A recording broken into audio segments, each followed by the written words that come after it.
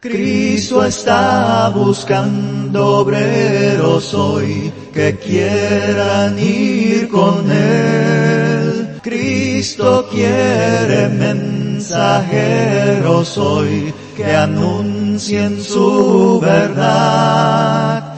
¿Quién dirá, Señor, yo listo estoy, haré tu voluntad? No sé si alguno de ustedes saben cuántos milagros realizó Jesús.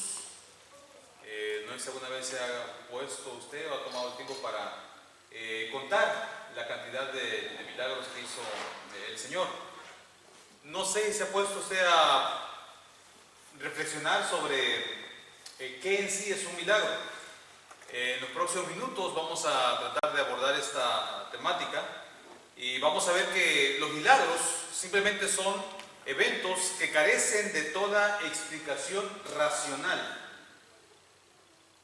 Muy probablemente usted nunca ha visto un milagro, ni tampoco yo he visto algún milagro, porque los milagros simplemente carecen de una explicación racional. Los milagros violentan lo natural, es decir, por eso son eventos sobrenaturales. Por ejemplo, que una persona esté enferma y sin razón alguna esté sana nuevamente, eso se puede atribuir a algo milagroso. Entonces, nosotros no estamos acostumbrados a ver muchos milagros. Yo por lo menos no estoy acostumbrado a ver milagros. Y me imagino que también usted, ¿no? Ahora, si usted está acostumbrado a ver milagros, probablemente estamos en un contexto en el cual encontramos en el siglo I, ¿no? Donde como Dios, Jesús es Dios, había mucha actividad divina y por tanto había muchos milagros. Los milagros, esta tarde vamos a aprender que los milagros, número uno, pueden revelar la dureza del corazón. Vamos también a aprender que los milagros confirman quién fue verdaderamente Jesús. Y por último vamos a aprender que los milagros reflejan la compasión de Dios hacia la humanidad. ¿Cuántos milagros hizo Jesús? ¿Cuántos milagros realizó Jesús? Bueno, uno va a una Biblia y consulta las referencias y sabemos que Jesús hizo por lo menos no menos de 35 milagros. No menos de 35 milagros.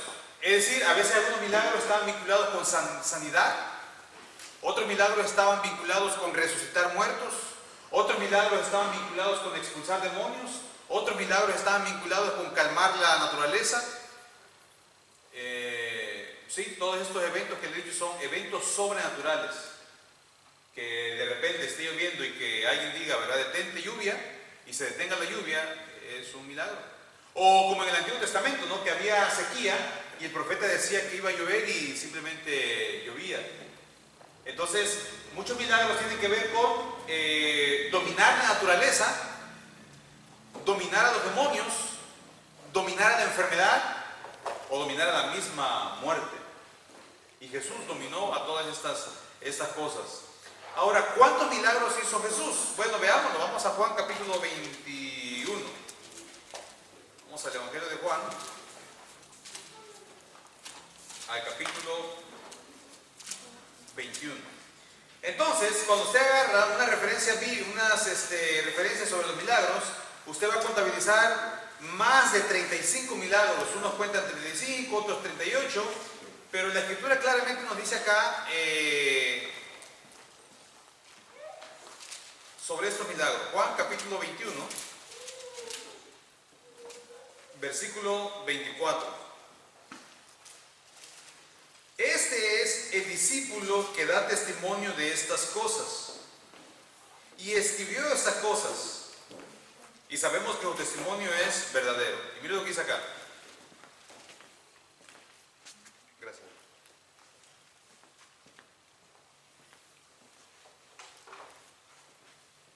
Y hay también otras muchas cosas que hizo Jesús, las cuales, si se escribieran una por una, pienso que ni aún en el mundo cabrían los libros que se habrían de escribir. Amén, dice Juan. Amén. Entonces, ¿cuántos milagros realizó Jesús? Bueno, por lo menos sabemos que 35, por lo menos. Pero claramente Juan nos dice que hubo muchos más milagros, pero que no se cuentan. O por lo menos ni Mateo, ni Marcos, ni Lucas, ni Juan tuvieron el interés de contarnos sobre esos milagros. Hay milagros, por ejemplo, que solamente un evangelista los contaba y nadie más sabía sobre ese milagro. Por ejemplo, o nadie más escribió sobre ese milagro. A ver si conocían, pero hay un milagro muy raro en el Evangelio de Marcos, que yo he predicado de eso, donde Jesús sana a un ciego con 2 diferentes toques. Mateo no cuenta eso, Lucas no cuenta eso y Juan no cuenta eso, pero Marcos sí lo hace. Entonces, hay muchos milagros, pero los milagros que tenemos, dice Juan, han sido narrados, han sido, ¿verdad?, registrados acá con un propósito específico. Pero sería un error pensar que Jesús solamente hizo esos 35 milagros, o 38. Y dice, usa una figura literaria que es una exageración, una hipérbole. Dice que no cabrían aún ni en todos los libros que se escribieran. Quiere decir que usted y yo no tenemos acceso o conocimiento a muchos milagros que sí hizo Jesús. El Evangelio de Tomás, sí, dije bien, el Evangelio de Tomás, que es un evangelio apócrifo, es un documento que la iglesia no reconoció como inspiración divina, narra cómo Jesús de niño hacía milagros. Ahora, no estoy diciendo que esto así haya ocurrido, pero estoy diciendo que Jesús realizó muchos otros milagros que nosotros no tenemos acceso a ellos. Pero los que sí tenemos acceso nos enseñan varias cosas. Nos enseñan que a veces el corazón del hombre puede ser duro ante los milagros. A veces los milagros, en lugar de convertir un corazón y que ese corazón caiga de rodillas ante los ojos del Señor, a veces esos corazones se vuelven muy duros. Los milagros en ocasiones revelaban la dureza de corazón del ser humano. Curiosamente, quienes más se oponían a la obra de Dios en los tiempos de Jesús, quienes más estaban en contra de la obra de Dios, fíjense que quienes más atacaban a Jesús, ¿saben quiénes eran? Eran los religiosos. Qué ironía, ¿no?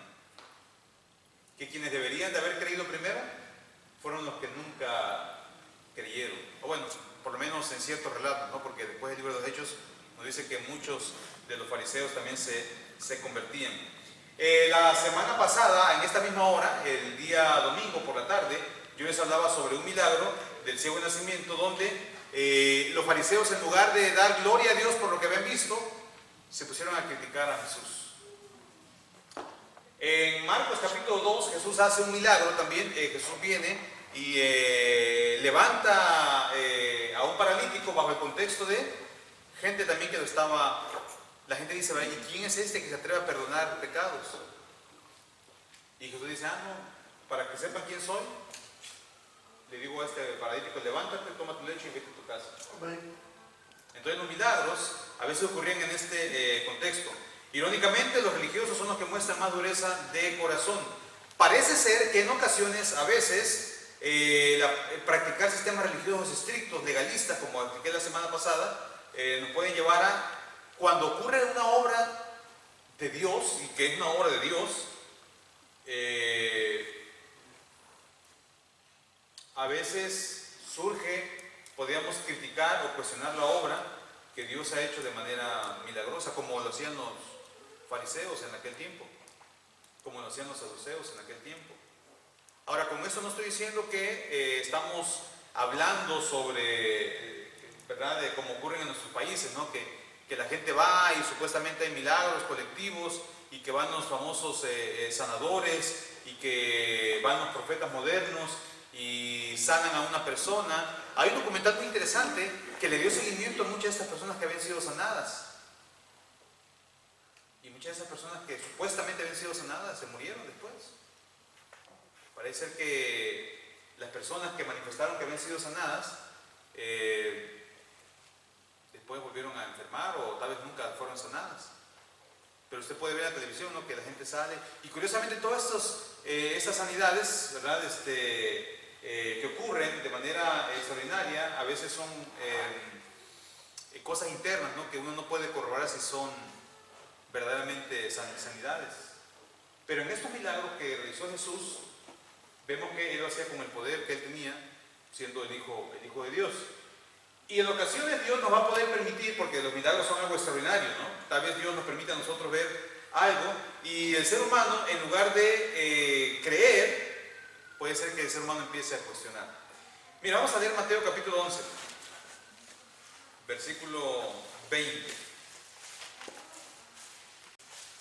Aquí Jesús va a mencionar la dureza, o sea, dice, ¿qué tan duro puede ser el corazón del hombre? Vamos a ver la dureza de algunas ciudades, y mire lo que dice Jesús, Mateo capítulo 11, versículo 20, dice: entonces comenzó a reconvenir a las ciudades en las cuales había hecho muchos de sus milagros, porque no se habían arrepentido, diciendo: ay de ti, Corazín, ay de ti, Betsaida. Porque si en Tiro y en Sidón se hubiesen hecho los milagros que han sido hechos en vosotras, tiempo que se hubieran arrepentido en silicio y en ceniza. Por tanto, os digo que en el día del juicio será más tolerable el castigo para Tiro y Sidón que para vosotras. Versículo 23. Y tú, Capernaum, que eres levantada hasta el cielo, hasta el Hades serás abatida. Porque si en Sodoma se hubieran hecho los milagros que han sido hechos en ti, habría permanecido hasta el día de hoy. Por tanto os digo que en el día del juicio será más tolerable el castigo para la tierra de Sodoma que para ti. Jesús hace referencia a estas tres ciudades: Corazín, Betsaida y Capernaum. Y parece que en estas ciudades fue donde más milagros se realizaron en el tiempo de Jesús. Pero miren qué interesante, ¿no?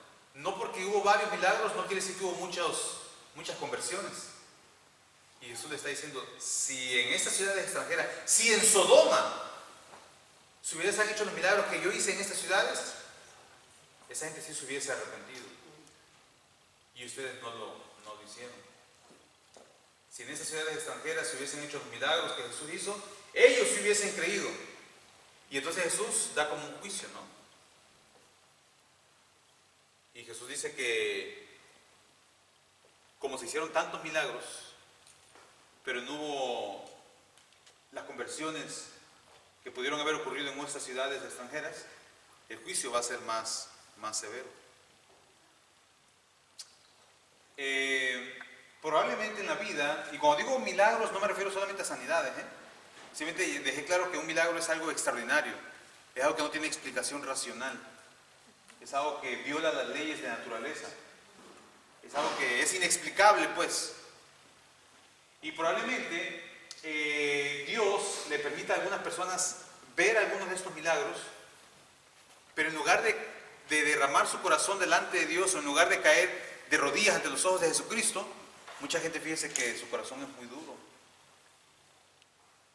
Y eso es interesante porque si ni estando Jesús en Capernaum, en Betsaida y en Corazín, si ni aún Él estando ahí en esas ciudades hubo esas conversiones, quiere decir que en ocasiones el ser humano, por muchos milagros que vea, a veces los corazones se hacen mucho más duros todavía. Conocí la historia de un hombre que siempre lo invitaban a la iglesia, y el hombre nunca, que no quería saber nada de Dios. Y bueno, un día, mientras él estaba ahí arreglando su carro, él tenía problemas con otras personas, llegó un individuo y le disparó, ¿verdad?, en diferentes lugares del cuerpo, y el hombre cayó tendido ahí, se empezó a desangrar, rápidamente lo llevaron al hospital, y milagrosamente logró sobrevivir. Milagrosamente, ¿no? Porque no había humanamente hablando cómo ese hombre se salvara. descarguen un cartucho, ¿verdad? Y a una distancia, y milagrosamente el hombre se salvó. ¿Y qué diría uno? Wow, una persona así va a cambiar, ¿no? Una persona así va a entregar su vida a Dios. No. Más duro se puso con Dios. Y Jesús nos enseña que en esas ciudades, por muchos milagros que vieron, aún así no se convirtieron. Entonces, tristemente, hay seres humanos que por más que vean la obra de Dios, delante de ellos, su corazón es tan duro, y tal vez como el corazón de Faraón, ¿no? Que Faraón, entre más milagros veía, más duro se ponía su corazón. Y cualquiera diría, no, bueno, ante ver una plaga, cualquiera dice, bueno, el Señor está obrando, ¿no? Pero no, él se ponía más duro y no dejaba ir al pueblo, y no dejaba ir al pueblo. Que nuestro corazón no sea así, que nuestro corazón no sea tan duro, que por más que veamos la gloria de Dios, como los fariseos, en lugar de dar gloria a Dios, veamos una oportunidad como para cuestionar lo que estamos viendo. Ojalá que nuestro corazón no sea tan duro, que por más que Dios nos ponga ahí, mire, es Dios quien estuvo obrando ahí, es Dios quien, por medio de su providencia, o por medio, ¿verdad?, de un evento sobrenatural o extraordinario, era Dios quien puso su mano, y aún así es su hermano a veces. Pero usted conoce gente, yo sé que usted conoce gente que así es, que por más que vean la gloria de Dios, pues les es muy difícil, ¿no?, entregar su vida y rendirse completamente a Él. Pero aquí tenemos un ejemplo que en los tiempos de Jesús también ocurría eso. ¿Ok? Bien, los milagros también nos confirman quién fue verdaderamente Jesús. La semana pasada también aprendimos que ante un milagro la gente quedaba confundida, ¿no? ¿Quién es esta persona? ¿Es el Mesías? ¿Es un profeta? ¿Es un maestro? ¿Es un rabino? Y bueno, la gente se hacía constantemente esa pregunta sobre Jesús, ¿no? ¿Quién es Él? ¿Él es Juan el Bautista? ¿Es Elías? ¿Es otro profeta? Y bueno, vamos a ver que en Mateo, vamos a Mateo capítulo 4, Jesús hacía algo que era muy común en su ministerio, ¿no? Mira ahí en Mateo capítulo 4. Eso fue al principio del ministerio de Jesús. Estamos en el Evangelio de Mateo, capítulo 4, versículo 23. Estamos hablando acerca de los milagros. Miren qué interesante es. Mateo, capítulo 4, versículo 23. Y recorrió Jesús toda Galilea, enseñando en la sinagoga de ellos y predicando el Evangelio del reino, y sanando toda enfermedad y toda dolencia en el pueblo. Y se difundió su fama por toda Siria, y le trajeron todos los que tenían dolencias, los afligidos por diversas enfermedades y tormentos, los endemoniados, lunáticos y paralíticos, y los sanó. Y le siguió mucha gente de Galilea, de Decápolis, de Jerusalén, de Judea y de otro lado de Jordán. Entonces Jesús hacía, en sus viajes misioneros, hacía dos cosas: predicaba y sanaba. Jesús predicaba y sanaba. Y estas predicaciones, que estaban acompañadas de milagros, hacían que la gente se preguntara: ¿quién es este hombre? De hecho, el mismo Juan, ahí nos enseña el Nuevo Testamento, el mismo Juan cae también en esta duda, ¿no? Mira, vamos a el capítulo, tenemos varios pasajes acá, pero vamos a Lucas capítulo 7. Ahí disculpe que estamos viendo bastantes textos, pero son importantes para tener referencia. Lucas capítulo 7, nos ubicamos en el versículo 18. Lucas capítulo 7, versículo 18. Miren qué interesante es.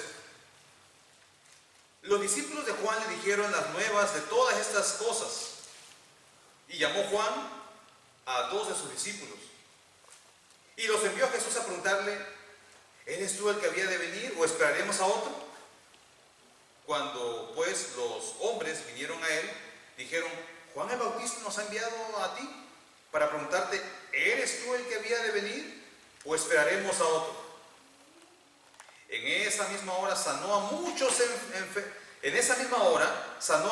enfermedades y plagas y de espíritus malos, y a muchos ciegos les dio la vista. Y mira la respuesta que da Jesús. Respondiendo Jesús les dijo: id y haced saber a Juan lo que habéis visto y oído. Los ciegos ven, los cojos andan, los leprosos son limpiados, los sordos oyen, los muertos son resucitados, y a los pobres es anunciado el Evangelio. Que parece ser que es como el milagro más significativo, ¿no? El hecho de la predicación a los marginados, necesitados, por lo menos acá en Lucas.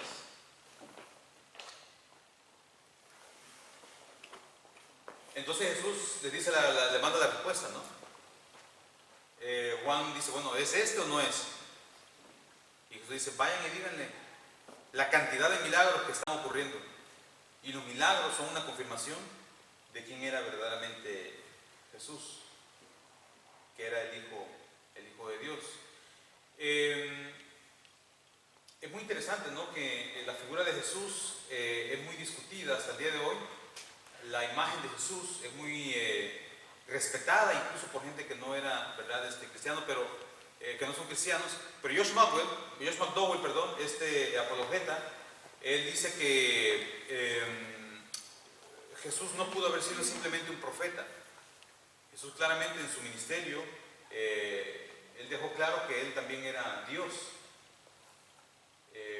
Dice McDowell que no podemos decir que fue simplemente un buen maestro, como el mundo lo dice, un buen profeta, como muchos dicen, sino que Jesús, y acá está un ejemplo, ¿no? Él está diciendo: díganle a Juan que todo lo que está ocurriendo, y los milagros son una señal, son una manifestación de que Jesús era verdaderamente quien él dijo ser. Entonces los milagros en ocasiones revelan la dureza del corazón del hombre. Los milagros también confirman quién fue verdaderamente Jesús. Y veamos este tercer aspecto respecto a los milagros.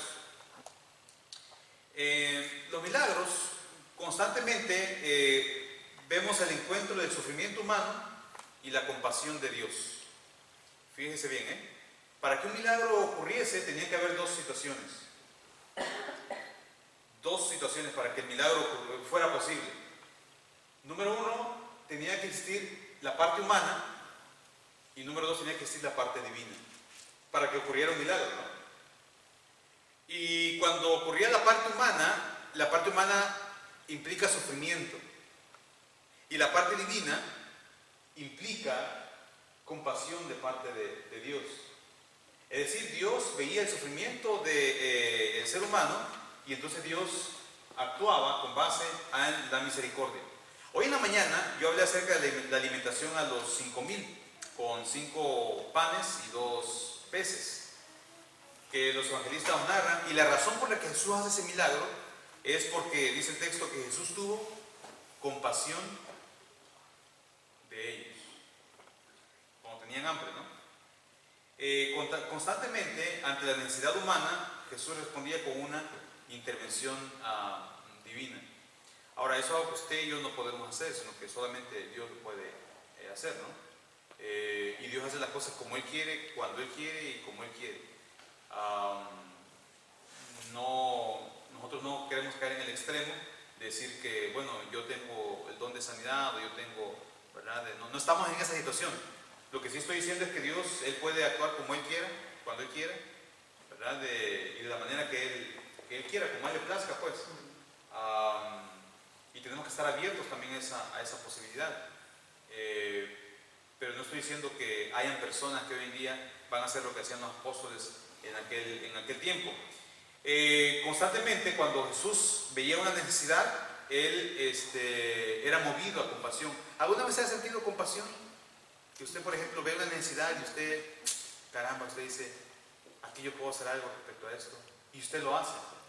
Entonces imagínense, hay milagros donde claramente Jesús era movido misericordia. Por ejemplo, cuando Jesús en una ocasión ve a un padre preocupado, Jesús no solamente se queda con ese sentimiento de pobrecito, ¿no? ¿Se acuerdan ustedes de Jairo? Ese milagro es muy dramático. Porque miren por qué es muy dramático ese milagro. ¿Se acuerdan que Jesús estaba predicando y viene Jairo? Y yo imagino que ustedes conocen el milagro, ¿no? Lo estoy parafraseando nada más. Y viene y Jesús dice, mi hija está enferma. Y entonces Jesús decide, ok, voy a ir a la casa de Jairo. Pero la hija probablemente estaba agonizando ya. Y Jairo está pendiente, ¿no? De que llegue, que Jesús llegue, porque no quiere que su hija se muera. Y entonces, mientras Jesús va a camino a la casa de Jairo, ustedes conocen la historia que aparece una mujer con flujo de sangre. Y entonces toca el manto de Jesús y Jesús dice, ¿quién me ha tocado? Y entonces la mujer dice, fui yo quien te tocó. Y me imagino yo a Jairo, ¿no? Imagina usted que usted es Jairo, su hija está muriéndose y usted dice, Jesús, ven a mi casa, y Jesús va para la casa y aparece esta mujer que le está trazando a Jesús ahí, que se puso a platicar con Jesús. ¿Le ha pasado a usted que dice, pero yo quiero que llegue a mi casa porque mi niña se va a morir? Y entonces Jesús sana, y cuando llega Jesús a la casa de Jairo, ¿saben qué? Ya la niña estaba muerta. Ya la niña estaba muerta. Pero Jesús le dice a Jairo, ¿verdad? Que tenga fe. Que tenga fe. Porque Jesús ese día no quería sanar a una enferma. Jesús quería levantar a una persona que ya había muerto. Jesús no quería hacer una sanidad, quería hacer quería resucitar a una persona en ese día. Y esas palabras son impresionantes, ¿no? El hecho de tener fe en momentos de crisis. Entonces, ante el sufrimiento de este hombre, Jesús le dice, por ejemplo, tu hija, cuando dice, ¿verdad? Tu hija ha muerto, Jesús le dice estas palabras, no temas, cree solamente. No temas, cree solamente. Ante el sufrimiento de este hombre que está con su hija, que acaba de perder a su hija, le dice, no tengas miedo, simplemente cree. Y a veces ese es como el requisito esencial, ¿no? Para que un milagro ocurra. Creer. Creer que lo puede hacer. Creer. Creer más allá de lo natural. Creer más allá de lo ordinario. Creer que por muy difícil, ahora no todas las personas tienen una convicción de tal manera, ¿verdad? Que estas cosas ocurran. Hay otro milagro que es muy interesante donde Jesús va pasando, Jesús va caminando nada más y de repente se encuentra con un grupo de personas que van a enterrar o van hacia el cementerio. Usted utilizó esa palabra, ¿no? Cementerio en el uso contemporáneo. Y Jesús, cuando ve el féretro y que van al sepulcro a ser enterrado, y se da cuenta que esta mujer había perdido a su único hijo. Era su único hijo. Y dice el texto, cuando la vio, así literalmente dice la Biblia, cuando la vio, se compadeció de ella. Y aquí hay un dato interesante, que la mujer no pidió el milagro. Ella nunca le pidió a Jesús. Él simplemente va caminando y de repente se ve un escenario donde van todo el mundo, ¿verdad? Van a este sepulcro, ya a enterrar al muerto. Y Jesús sabe que es su único hijo, el único hijo, va ahí. Y entonces dice el texto que cuando la vio, dice el texto, se compadeció de ella. O sea, es uno de esos milagros que hay mucha tela que cortar, ¿no? Muchas cosas que analizar. Porque ella probablemente no hizo esa petición directamente, por lo menos en este relato. Tal vez en otros evangelios podamos ver algo, ¿verdad?, un poquito diferente. Después encontramos otro milagro donde Jesús es conmovido por la amistad que tenía con Lázaro. Lázaro era uno de sus amigos, ¿verdad?, ¿verdad? De claramente, cuando Jesús iba a Betania, había una amistad entre ellos, y había una amistad con Marta y María, pero también en este milagro ocurre lo que les comentaba hoy en la mañana, que cuando se entera Jesús de que Lázaro está enfermo, él decide no ir. Y esa fue una respuesta que no se esperaban, ¿no? Acuérdense que Dios siempre contesta las oraciones, solo que no siempre es sí. O sea, Dios siempre contesta, pero a veces la respuesta es un no. Y Él sabe que eso que usted está pidiendo simplemente no le ayuda a usted, no se va a venir. De alguna manera, Dios sabe que eso le va a perjudicar. Y ya después con el tiempo usted dice, no, gracias al Señor que me dijo que no. Algunos podrán tener la idea de un Dios distante. Algunos podrían creer que Dios, ¿verdad?, creó todo eso que tenemos acá y simplemente se olvidó de todo. Algunos pueden tener esa imagen que Dios está en el cielo viendo lo que pasa en la tierra, y cuando ve a una persona sufriendo, que Dios no siente nada, no hace nada. En la Biblia encontramos, voy a decir esta palabra, antropomorfismos. ¿Qué es un antropomorfismo? Es una manera humana de describir a Dios. ¿Y saben lo que dice el texto? Que Dios en ocasiones se duele en su corazón. Y lo que pasa acá en esta tierra, no crean que Dios está ahí inmutable, ¿verdad? De que a Él no le importa lo que ocurre. Él sabe cuando estamos sufriendo, sabe cuando estamos pasando muy, muy mal.